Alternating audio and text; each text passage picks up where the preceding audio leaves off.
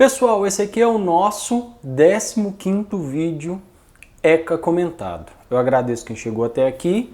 Nós vamos tratar nesse vídeo dos artigos 90 até o artigo 94A. Nós vamos tratar das entidades de atendimento. Nessa parte, nós vamos tratar como que as entidades devem atuar, quem que elas devem receber, como que é a metodologia de atendimento, como elas serão credenciadas, enfim. Como essas entidades que acolhem as crianças, elas se estabelecem. Antes de iniciar o nosso vídeo, eu gostaria de pedir para que você pudesse compartilhar esse vídeo com seus amigos que estão estudando.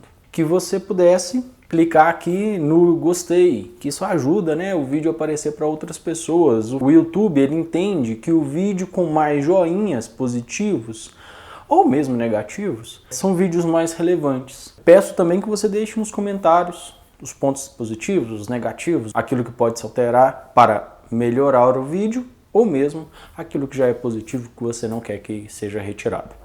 Tudo isso ajuda bastante na construção do vídeo, uma vez que ele é coletivo, né? Sou eu que faço, edito, publico, mas é uma construção coletiva, vocês me ajudam muito. Como na série da LDB eu descobri que a música era chata só no final, né? Então, e porque vocês me disseram. Então é importante que vocês me ajudem descrevendo o que é positivo e negativo. Sem mais delongas.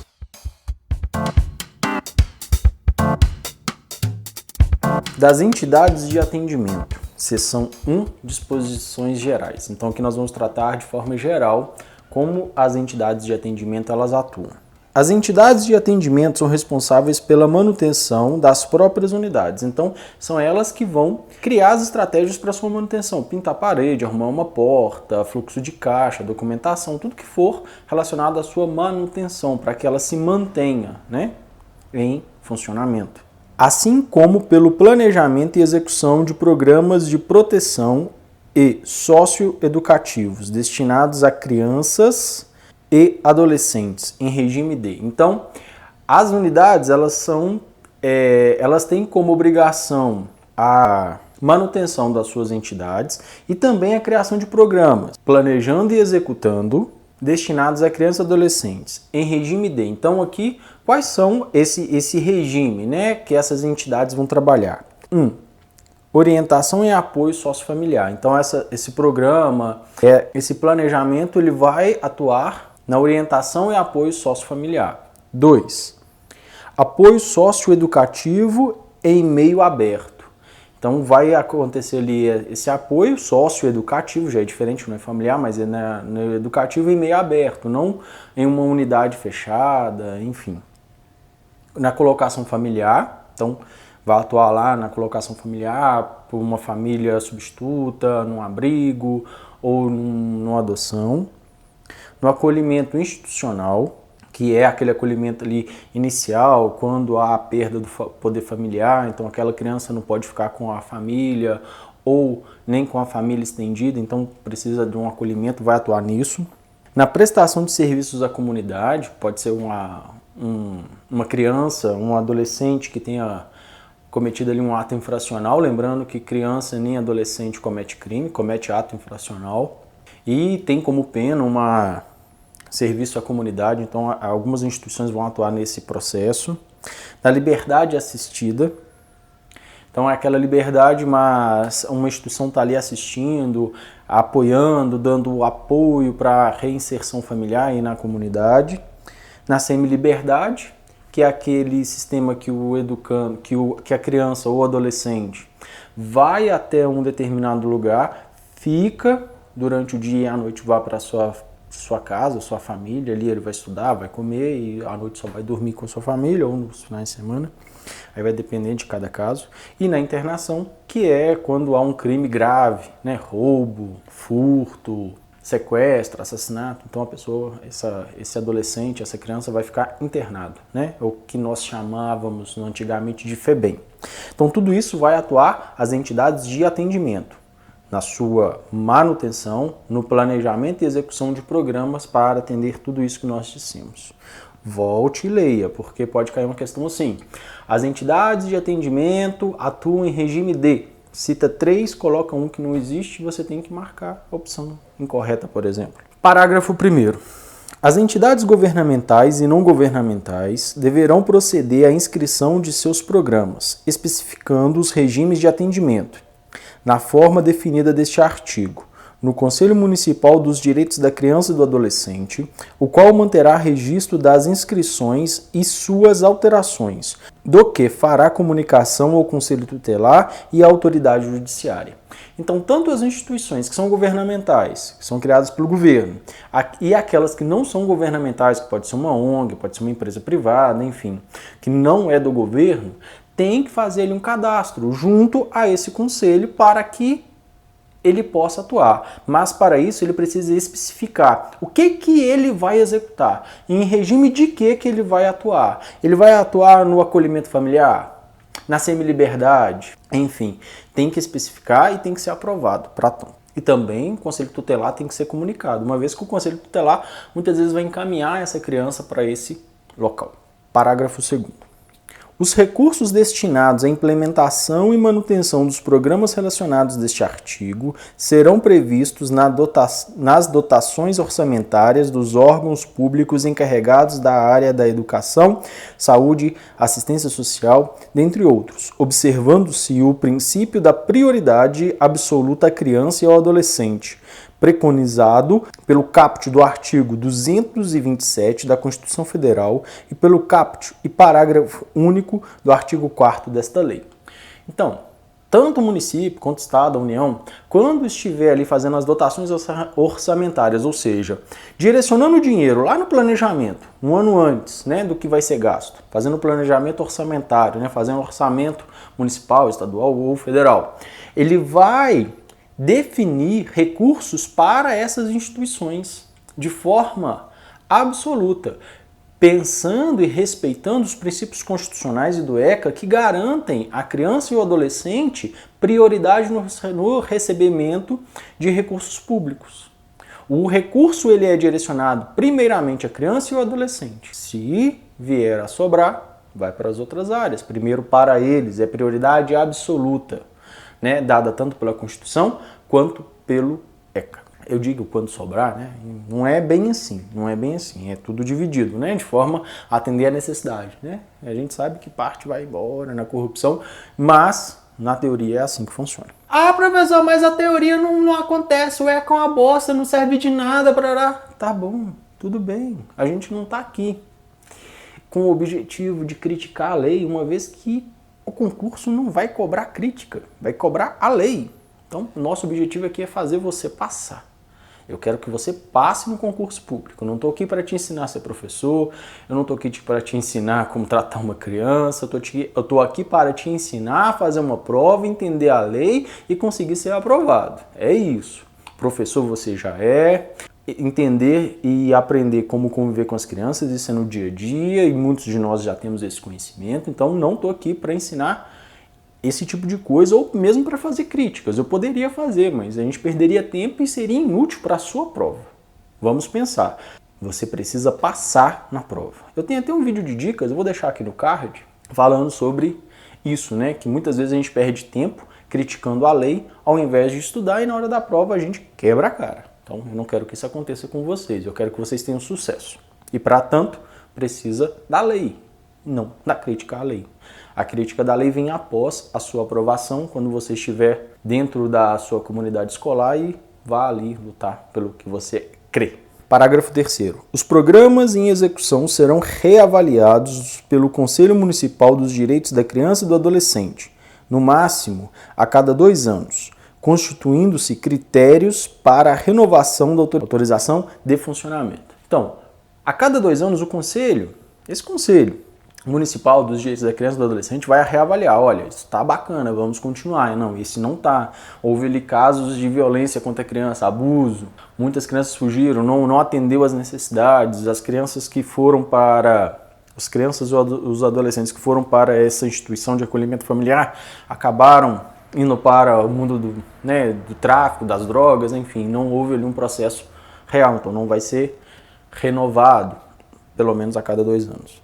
Isso é importante, pode colocar lá 3 na sua prova, 4. Cuidado.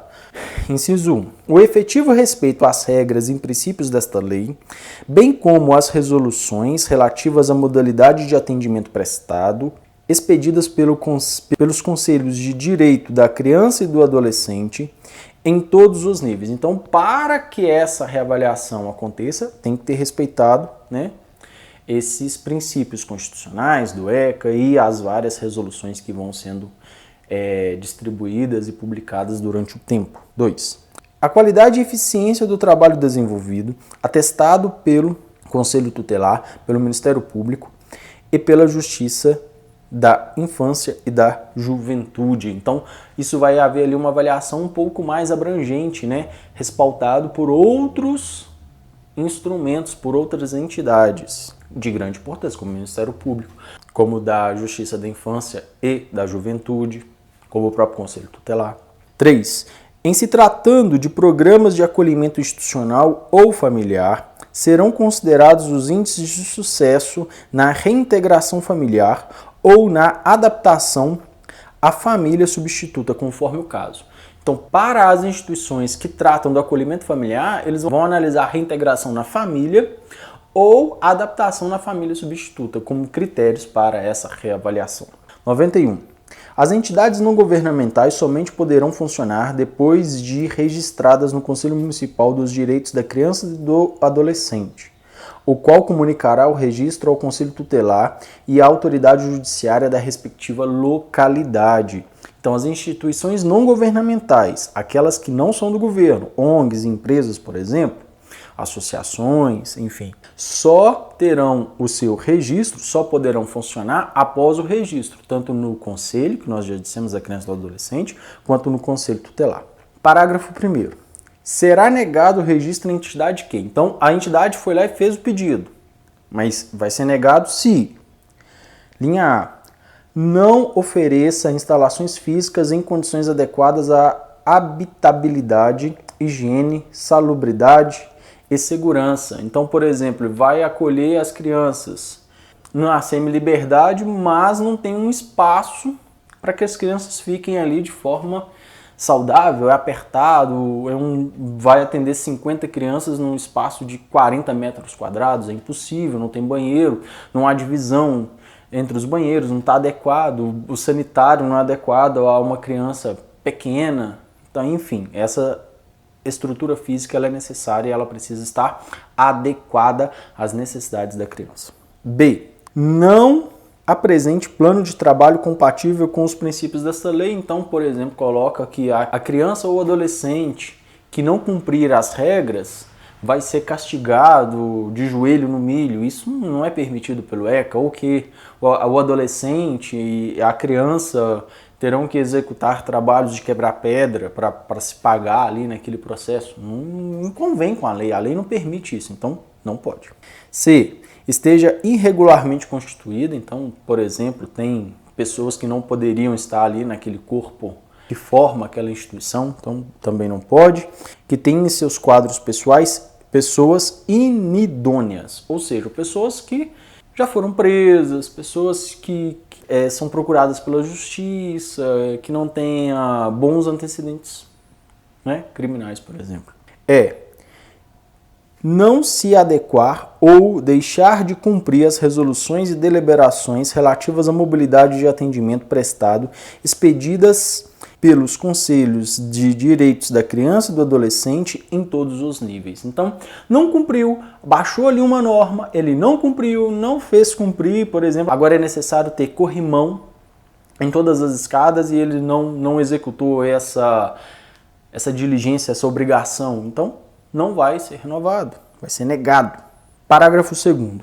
O registro terá validade máxima de 4 anos. Então, fez o registro, no máximo por 4 anos. No máximo por 4 anos. Cabendo ao Conselho Municipal dos Direitos da Criança e do Adolescente, periodicamente, reavaliar o cabimento de sua renovação, observando o disposto no parágrafo 1º desse artigo. Então, vai lá e vai reavaliar. Tá tudo bem? Tá tudo ok? Aquilo que a gente disse que era motivos para impedimento não se tornaram? Então, renova. Se sim, não renovam. Artigo 92. As entidades que desenvolvam programas de acolhimento familiar ou institucional deverão adotar os seguintes princípios. Então, para aquelas que fazem o acolhimento institucional ou familiar. Inciso 1. Preservação dos vínculos familiares e a promoção da reintegração familiar. Isso é básico. Primeira coisa é reintegrar a criança à família. Fazer com que ela reestabeleça os vínculos familiares. Isso é essencial. É um dos princípios dessas instituições, tanto de acolhimento familiar quanto de acolhimento institucional. 2. Integração em família substituta quando esgotados os recursos de manutenção na família natural ou extensa.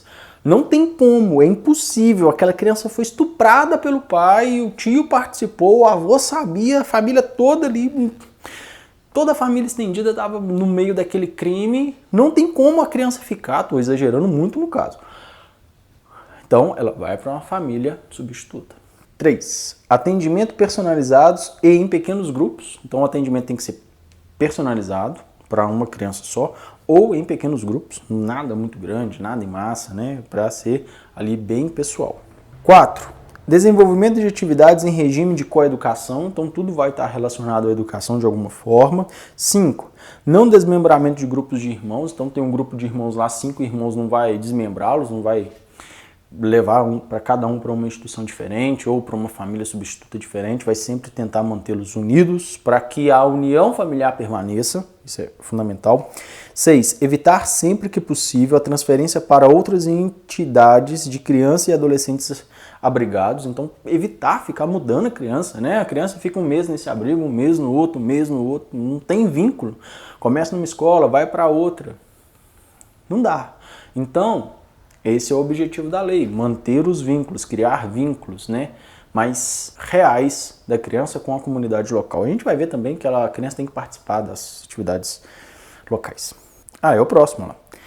A participação na vida da comunidade local, por exemplo, se a criança ela é cristã e participa de uma atividade da igreja católica ou evangélica, que ela vá, que ela participe e que ela mantenha a sua vida natural, ter uma quermesse, uma feira de domingo, que ela possa ir como qualquer outra pessoa daquela comunidade. Preparação gradativa para o desligamento, então já preparando a criança que está chegando ali, o adolescente que está chegando aos 18 anos, que possa se desligar e ter uma vida normal, ou mesmo na sua família substituta ou na adoção, enfim.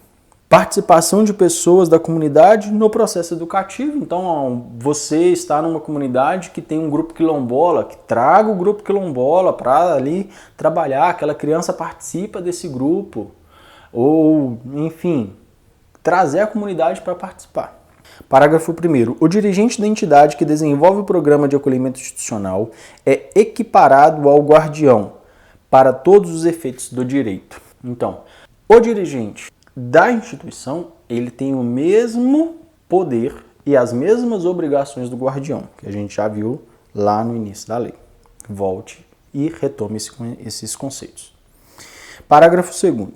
Os dirigentes de entidades que desenvolvam programas de acolhimento familiar institucional remeterão à autoridade judiciária, no máximo a cada 6 meses, relatório circunstanciado acerca da situação de cada criança ou adolescente acolhido e sua família, a fim da reavaliação prevista no parágrafo 1º do artigo 19 desta lei. Então, a cada 6 meses, os dirigentes devem remeter um relatório individual dizendo o andamento daquela criança, para, quem sabe, haver uma reinserção em sua família. Parágrafo 3º. Os entes federados, por intermédio dos poderes executivo e judiciário, promoverão conjuntamente a permanente qualificação dos profissionais que atuam direta ou indiretamente em programas de acolhimento institucional e destinados à colocação familiar de crianças e adolescentes, incluindo membros do Poder Judiciário, Ministério Público e Conselho Tutelar. Então, os entes federados,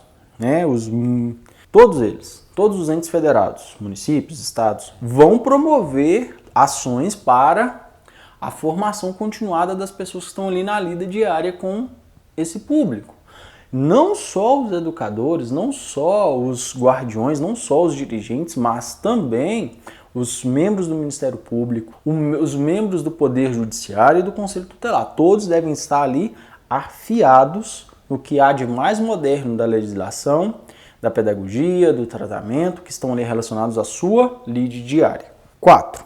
Salvo determinação em contrário da autoridade judiciária competente, as entidades que desenvolvam programas de acolhimento familiar ou institucional, se necessário, com auxílio do Conselho Tutelar e dos órgãos de assistência social, estimularão o contato da criança ou adolescente com os pais e parentes em cumprimento do disposto nos incisos 1º e 8º do caput deste artigo. Então vai tentar manter ali uma relação de proximidade com a família. É evidente que se tiver algum problema judicial, não vai. Por exemplo, o pai que estuprou uma criança, vai ter contato com essa criança? Não, né? Enfim, a gente já viu isso também lá em cima. Quando eu digo lá em cima, é no início da lei. 5º, as entidades que desenvolvam programas de acolhimento familiar institucional somente poderão receber recursos públicos se comprovado o atendimento dos princípios, exigências e finalidades dessa lei. Então tem que atender essa lei assim, na íntegra para receber os recursos. Caso contrário, não receberão. 6º, o descumprimento das disposições desta lei pelo dirigente de entidade que desenvolva o programa de acolhimento familiar ou institucional é causa de sua destituição, sem prejuízo da apuração de sua responsabilidade administrativa, civil e criminal. Então, ele descumpriu a lei.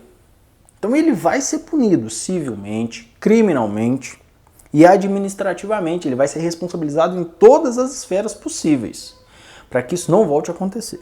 7.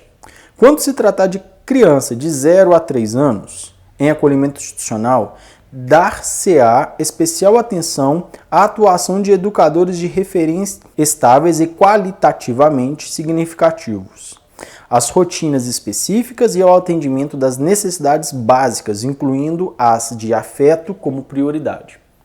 Então, as crianças de 0 a 3 anos precisam de um atendimento um pouco mais presente. O afeto é a base, né? Nós sabemos, uma criança de 0 a 3 anos é um bebê, um nenenzinho, precisa de todo atendimento, precisa trocar fralda, precisa receber alimentação ali nos horários e precisa de uma intervenção para essa alimentação, para dormir. Então é um atendimento que ele tem que ser muito fraterno e aquela criança precisa de alguém que saiba o que está fazendo. Pode ser qualquer um, não. Então a pessoa tem que ter uma qualificação específica para isso e ela tem que ser estável emocionalmente. Imagina que ela perde o controle com 15 minutos chorando, como a gente sabe que acontece às vezes, né? Artigo 93. As entidades que mantenham o programa de acolhimento institucional poderão, em caráter excepcional e de urgência, acolher crianças e adolescentes sem prévia determinação da autoridade competente, fazendo comunicação do fato em até 24 horas ao juiz da infância e da juventude, sob pena de responsabilidade. Então, o Conselho Tutelar recolhe uma criança que estava em uma situação de grave ameaça. Ela não tem onde ficar. Então, aquela criança, o Conselho Tutelar vai levar e encaminhar ela para o acolhimento institucional. O acolhimento institucional vai receber, vai acolher e em até 24 horas vai comunicar ao juiz o acolhimento daquela criança, em caso excepcional.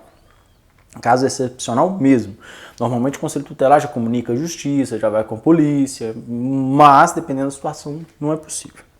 Parágrafo único. Recebida a comunicação à autoridade judiciária, ouvido o Ministério Público e, se necessário, com apoio do Conselho Tutelar local, tomará as medidas necessárias para promover a imediata reintegração familiar da criança ou do adolescente, ou, se por qualquer razão não for isto possível ou recomendável, para o seu encaminhamento a programa de acolhimento familiar, institucional ou de família substituta, observado o disposto no parágrafo 2º do artigo 111 dessa lei, que a gente vai ver daqui a pouquinho como que isso se organiza.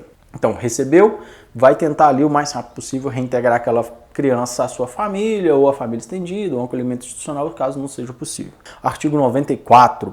As entidades que desenvolvam programas de internação têm as seguintes obrigações, entre outras. Então, são as entidades que prestam o serviço de internação.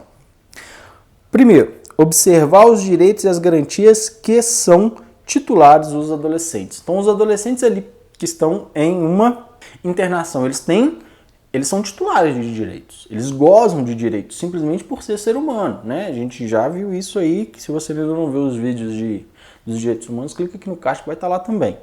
Então, Eles gozam desses direitos. Então, quem está naquelas entidades deve respeitar esses direitos. 2. Não restringir nenhum direito que não tenha sido objeto de restrição na decisão da internação. A decisão judicial da internação disse: o adolescente não poderá ficar nas ruas durante a noite. Então, isso pode ser retirado esse direito, mas lá não falava nada em tomar sol. Então ele vai ter direito a um banho de sol, a ter uma prática esportiva, a manter-se na educação regular, enfim. Oferecer atendimento personalizado em pequenas unidades ou grupos reduzidos. Então o atendimento ou para poucas pessoas, ou personalizado, ou por grupos muito reduzidos, evitando, né, aquela atividade em massa. Preservar a identidade e oferecer ambiente de respeito e dignidade ao adolescente. Então, por exemplo, um ambiente que ele não sofra, que ele não apanhe, que ele não seja submetido a uma humilhação a cada minuto, né? Por exemplo, de ser castigado e apanhar, enfim, de ser ridicularizado. 5. Diligenciar no sentido do restabelecimento e da preservação dos vínculos familiares. Então, mesmo o adolescente em situação de internação, ele não pode ser privado dos seus vínculos familiares, das suas relações familiares. Essas devem ser mantidas e devem se criar diligências, ou seja, deve se movimentar para que isso ocorra. Comunicar à autoridade judiciária periodicamente os casos em que se mostre inviável ou impossível o reatamento dos vínculos familiares. Então é impossível aquele adolescente, reatar os vínculos familiares. Então isso deve ser comunicado à autoridade judiciária. 7. Oferecer instalações físicas em condições adequadas de habitabilidade, higiene, salubridade e segurança e os objetos necessários à higiene pessoal. Então tem lá uma instituição de internação, mas não tem banheiro para todo mundo. Não é possível, não tem sabonete, não tem papel higiênico. As telhas são muito baixas, fica um calor insuportável. As camas são pequenas para o tamanho da... Não tem cama, dorme no chão. Isso é impossível, não pode. Ah, professor, mas eles cometeram crime. Tem que sofrer. No Brasil, não é permitido a tortura, ou tratamento desumano, ou degradante. Para ninguém. Está na Constituição. Lembre-se que os erros cometidos não tiram do criminoso a condição de ser humano. 8.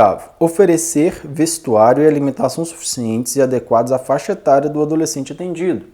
Então tem que ter comida na quantidade, lembrando que o adolescente, dependendo da época, come mais, tem que ter roupa suficiente para que ele possa, né, se vestir e possa ter uma higiene básica para isso. Oferecer cuidados médicos, psicológicos, odontológicos e farmacêuticos, evidente, né? Caso seja necessário, tudo isso tem que estar ali à disposição, ou até mesmo como prevenção. Lembrando que eles estão confinados, né? Então se um pega uma doença, todo mundo pega, então é por isso que é necessário. 10. Propiciar escolarização e profissionalização. Isso é fundamental para que essa criança, esse adolescente não volte a cometer os mesmos delitos e erros. Propiciar atividades culturais, esportivas e de lazer. Lembrando que isso tudo é necessário para que ele volte e se reintegre à sua família e à comunidade. Propiciar assistência religiosa àqueles que desejarem, de acordo com suas crenças. Então, se a criança ela é católica, que ela possa ir à missa. Que se o adolescente é evangélico, que ele possa ir ao culto e assim por diante. Que ele possa continuar professando sua fé, se assim ele desejar. Ele tem que desejar isso. Eu não quero ir, então não vai ser obrigado. Proceder a estudo social e pessoal de cada caso. Então vai estudar cada um para saber o que pode ser feito em cada caso. 14. Reavaliar periodicamente cada caso, com um intervalo máximo de 6 meses. Dando ciência dos resultados à autoridade competente. Então vai reavaliar o caso, vai ver como que aquele adolescente está se portando, se ele ainda é necessário ficar mais tempo internado ou não, enfim. 15. Informar periodicamente o adolescente internado sobre sua situação processual. Então o adolescente ele tem o direito de saber como está o seu processo, né, sua situação processual. Ah, falta poucos meses. A sua reavaliação você foi negativo por esse motivo. Então explicar para ele, para que, né, ele possa tomar ciência do que está acontecendo. 16. Comunicar às autoridades competentes todos os casos de adolescentes portadores de moléstias infecto-contagiosas.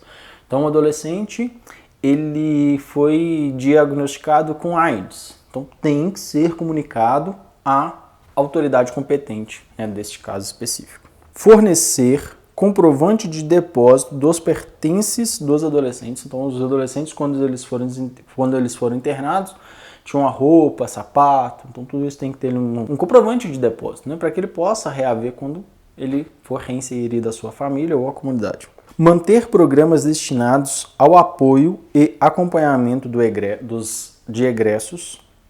Então, o adolescente saiu. Então, tem que ter um programa ali para acompanhar. Será que ele vai voltar a cometer os mesmos erros, né?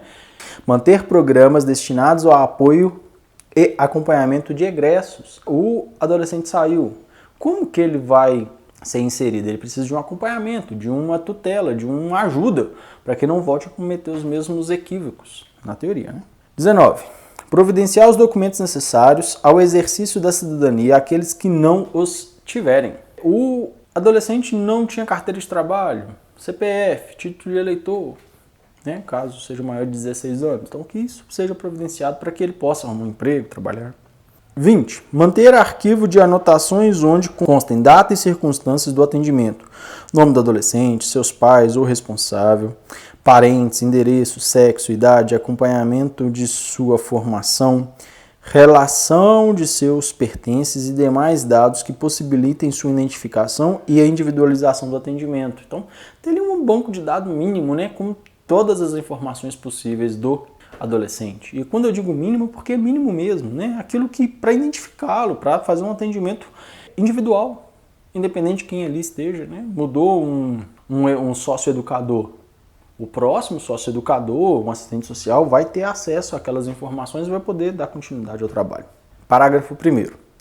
Aplica-se, no que couber, as obrigações constantes neste artigo às entidades que mantêm programas de acolhimento institucional e familiar. Então, no que couber, tudo que nós trabalhamos até agora vai ser ali direcionados também às entidades que mantenham programas de acolhimento familiar ou institucional. Então, tudo que nós dissemos aqui, que for possível ser transferido, né, essa responsabilidade, essa circunstância para essas entidades, também pode ser feito. Parágrafo 2º. No cumprimento das obrigações a que alude este artigo, as entidades utilizarão preferencialmente os recursos da comunidade. Como esse artigo diz, as instituições elas devem utilizar recursos da comunidade. Não diz quais recursos, mas suponho eu que sejam recursos, por exemplo, alimentação. A alimentação dessas instituições, elas serão feitas com produtos da comunidade, se for possível. Pessoal que seja contratado da comunidade, a mão de obra, né? Enfim, tudo aquilo que for possível vai ser utilizado da comunidade. Isso também traz uma aproximação dessas instituições para o local que elas estão atendendo. Vamos nos lembrar que essas instituições elas vão receber normalmente as crianças e adolescentes do seu entorno, do município, né? A lei ela impede que essas pessoas, essas crianças e adolescentes sejam mandadas para muito longe da sua residência original, né? Então, essas instituições, elas acabam atendendo ali. Então, se você utiliza recursos da comunidade, você gera menor dificuldade para essas crianças e adolescentes de adaptação. Então, é uma maneira também de aproximar esses jovens à sua comunidade, tendo menor trauma nesse processo. 94A. As entidades públicas ou privadas que abriguem ou recepcionem crianças e adolescentes, ainda que em caráter temporário, devem ter em seus quadros profissionais capacitados a reconhecer e reportar ao Conselho Tutelar suspeitas ou ocorrências de maus tratos. Então tem que ter nessas instituições pessoas que sejam capazes de identificar os maus tratos, que sejam capazes de identificar as agressões ou suspeitas de agressões. Que essas pessoas, que esse profissional possa comunicar ao Conselho Tutelar. Meus amigos, vocês viram que são apenas 5 artigos, mas tem muitos incisos, linhas, parágrafos e o vídeo já ficou bem longo, então por isso esse vídeo específico não vai ter resumo final, mas o próximo terá, se Deus quiser. Não deixe de curtir, compartilhar, né? Me ajude a divulgar esse vídeo. Espero que vocês tenham gostado. Deixe nos comentários as suas dúvidas que eu vou tentar responder, ou um próprio comentário, né, sobre a lei, ou se você concorda, discorda sobre o que eu disse aqui, fique à vontade. Lembrando que o respeito e a cordialidade são bases do nosso trato nos comentários. Qualquer comentário que não respeite o coleguinha e nem o professor serão excluídos. Eu já até bloqueei algumas palavras que não podem ser ditas, como alguns palavrões, lá nos comentários, para manter, né, a salubridade do nosso espaço comentário, né? Nós temos, infelizmente, uma chuva de pessoas que não têm respeitado bem os outros, né? Nem a mim, nem os outros. Então, por isso que essas atitudes têm sido necessárias para evitar que a gente passe por problemas, né, ruins. Espero que vocês entendam isso, né? Não é nenhum tipo de censura, mas é só para a gente manter em alto nível os nossos comentários, que sempre foram, né? Todo mundo deixa aqui bons comentários, ajudam, auxiliam, vai tirando dúvidas de todo mundo, isso é muito bacana, mas tem que ser sempre com respeito. Peço desculpas pela longa explicação aqui sobre os comentários, fique com Deus, até muito breve.